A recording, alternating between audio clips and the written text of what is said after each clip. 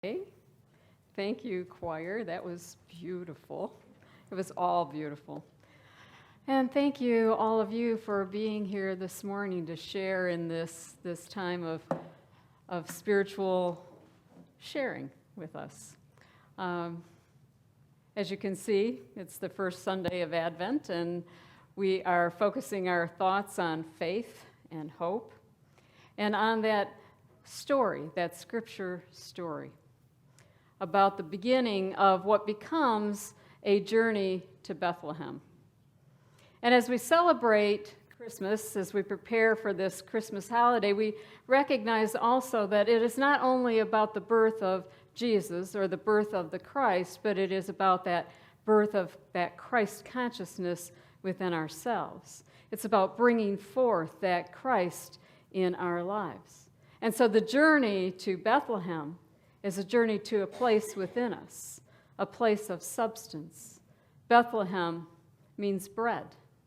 It is a place of substance. And so we journey from our head to our heart, the city of David, to a place of substance, a place of spiritual life. And that journey begins with a call. Mary receives a call from the angel Gabriel. It's a call to that place of substance. It's a call to that place of spiritual life. And it begins really not just with the call, but saying yes to that call. Saying yes to that inner urge of spirit that we have. Saying yes to that call of bringing forth something greater in our lives. Saying yes to bringing forth that Christ presence in our lives and in our world. The Nativity story is a story of hope. It's a story of faith, and it's a story of saying yes. And although the story may not be accurate historically, it does tell us this great story of hope, and it connects Jesus to that house of David, that house of love. Just as Isaiah predicts that the Messiah will be born of the house of David. And the story teaches us something. It teaches us not only to say yes, but it teaches us about listening to that inner guidance. It teaches us to listen to the voice of Spirit and release any fears that we may have and say yes to that which is greater. It teaches us to bring forth a marriage, so to speak, of the head and heart, a marriage of wisdom and love. It teaches us about being a new way in the world and bringing forth a new life in which we connect head and heart, or heaven and earth. And in this time of global change, global birthing of a new world, we can gain a lot of insight from this ancient narrative of the birth of Christ. And that story, when Mary hears that call of the angel, the Gabriel means voice of spirit, man of God. And so when she first hears this, the story has actually already begun taking place, because he tells her that her cousin Elizabeth, who has been considered barren, is now with child. 6 months. Sometimes in our lives, if something new is coming forth, the seed of it was planted in our minds some time ago, before we begin to actually see something starting to come forth. It's a story about faith, about knowing something greater shall emerge. In Hebrews 11:1, it says, faith, now I always thought that Charles Fillmore said this, but it says, faith is the assurance of things hoped for, the conviction of things not seen. And so this story is about both faith and hope. And John the Baptist, who is born to Elizabeth, is that symbol of hope. It's a symbol of hope conceived by a woman who was considered to be barren, one who was not expected to have a child, one who was too old to have a child. He represents that releasing, that washing away of fears, that washing away of limitation, washing away of any idea of barrenness or unworthiness. He prepares the way. He is the forerunner of the Christ. He is the forerunner in which hope gives way to faith. And in our lives, it is our ego that needs to give way to that greater Christ within ourselves. John the Baptist in the Gospel of John says, "He must increase, but I must decrease." He's saying that that Christ presence must become greater in my life. That must become greater in my life, that I, that ego, that one that is afraid, that one that feels limited, that one that feels barren, that must become less. Hope must give way to faith. There's been hope in Mary's culture. There's been hope for a long time. They have been waiting a very long time for the Christ, the Messiah, to appear. And this angel is telling her the time is now here. And we know what it's like, right, to be waiting for something for a long time. When will it ever come? When will I feel peace? It'll be when this is over. And it'll be when that is over. Oh, I can't wait till this is done. I need Friday. I need next month, whatever it is. But the time is here. The time is now. God is in us right now. This could be the moment. This could be the moment that we say yes. If you're a Lions fan, this could be the year. This could be the year. Am I right? Thanksgiving? I was looking through old Thanksgiving talks as I prepared for Wednesday night service, and I found one that started out with, "This year, the Lions could actually beat Green Bay." And that was from like several years ago. They did it. They beat Green Bay. So this could be the year. This could be the time. They've waited a long time for this, have they not? Can you imagine the pressure on their coach, Jim Schwartz, right? Can you imagine the pressure? They've waited so long. Imagine the pressure that Mary must have felt as a 13-year-old, hearing this message. Her world upside down.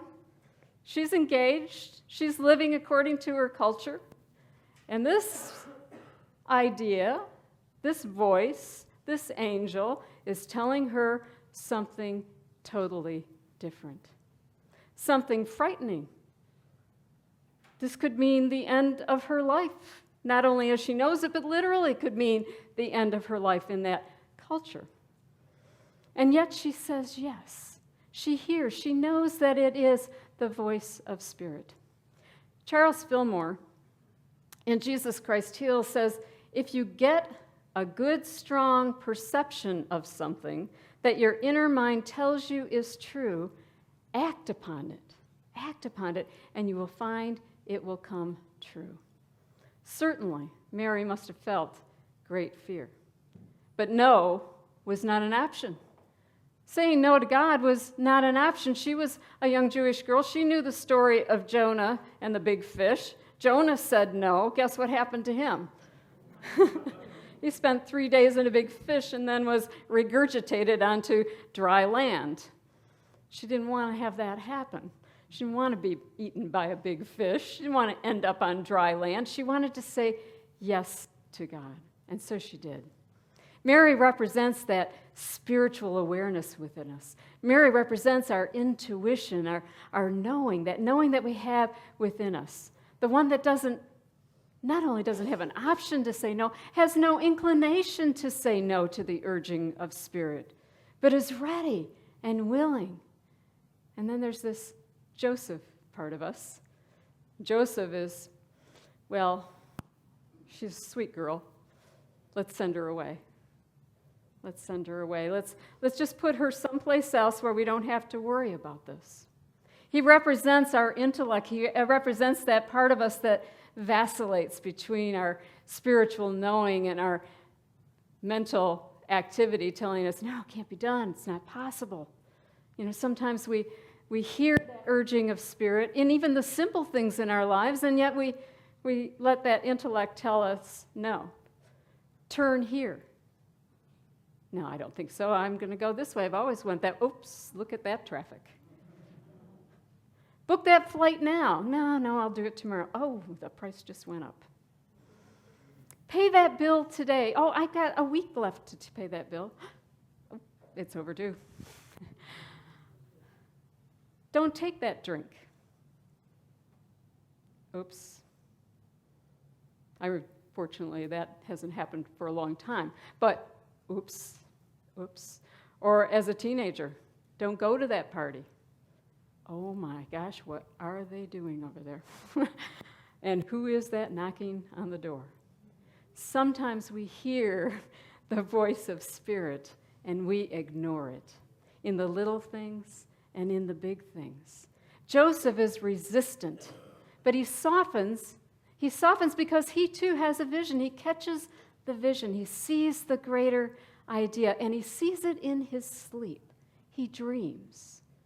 When we go to that quiet place within us, where we can turn off the mental chatter, we can catch that greater vision, and we can listen to that voice of Spirit, and we can learn to say yes to that higher expression. Joseph, in his higher expression, represents our strength, represents intuition, represents wisdom, and all of that is ours. We simply have to align our hearts and minds with that.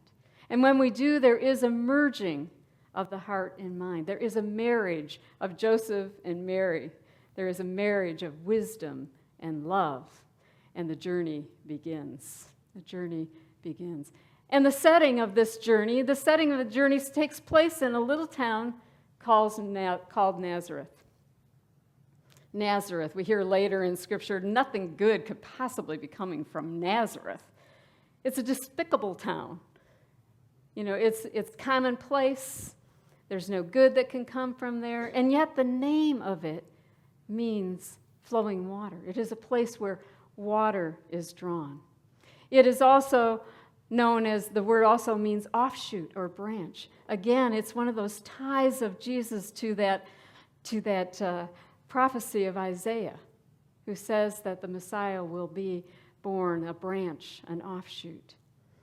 And so it is in this place, in this humble place, where we put aside all of those thoughts of the world.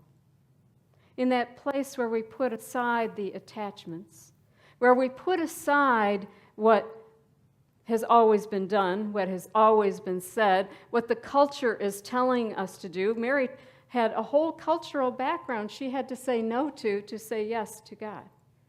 And so sometimes there are things that are around us that make it difficult to lay it down. We have to lay down those thoughts from the subconscious. We have to lay down the thoughts from the people around us and listen to that voice of Spirit within us. And it happens when we humble ourselves, when we humble the ego and recognize that there is something so much greater waiting to be born within us. Charles says this about Nazareth. He says, Nazareth was a despised place. The things of the Spirit of God are considered foolish by the natural man, and as such would be a type of inferiority. It was considered a community of commonplace, if not disreputable, people. Can any good thing come out of Nazareth? Yet in this commonplace village, Jesus was reared. And in the seemingly mediocre mind, the Christ's truth is received and expressed. Nazareth typifies the commonplace mind of man, but it is the place of development through which the Christ comes into expression. In that place within us, we have the opportunity to say yes. We have the opportunity to bring forth something so much greater. In an ordinary place in consciousness, but a place where there is hope, a desire. Hope is a desire for that which is greater. Sometimes in a place of mind that may seem like no good could come. Sometimes we're in a state of being where how could anything good come from what's going on in my life right now?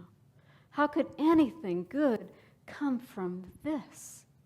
And yet we know from experience that some of the most trying times in our lives bring forth the greatest joy or the greatest spiritual unfoldment.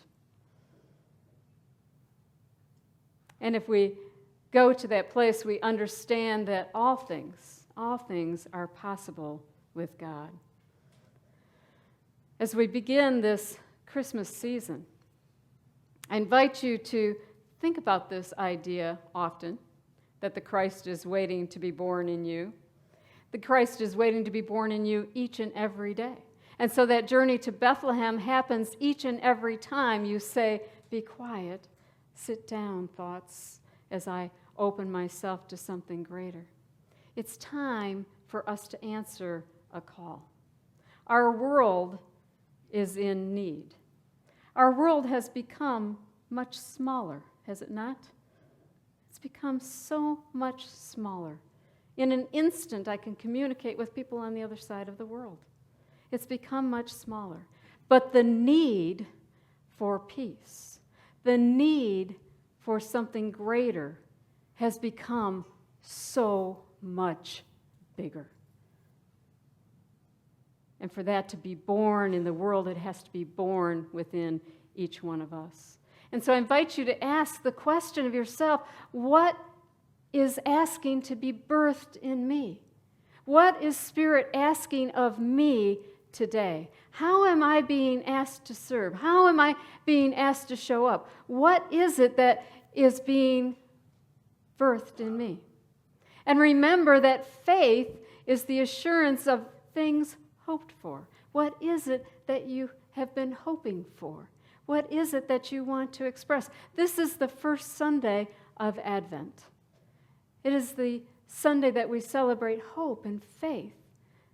And there is always a calling forth of something greater. What is it? What is it that you are being called to do? What are you being called to be in your life and in the world? What is it that is longing to be born in you? Whatever it is, it's not necessary to know all the answers. It's not necessary to have the answers in this moment. What is necessary is that the ego becomes less, so that the Christ in you becomes more. What is necessary is to take time to listen to that inner guidance. What is necessary is to recognize that inner guidance that says, turn here. To recognize it. What is necessary is to take time in the quiet to catch a glimpse of that greater vision of who you are. What is necessary is to say yes to Spirit. Whatever it is, because each of us are called to the same and yet something individual. Whatever it is that you are being called to birth today, say yes and let your journey begin.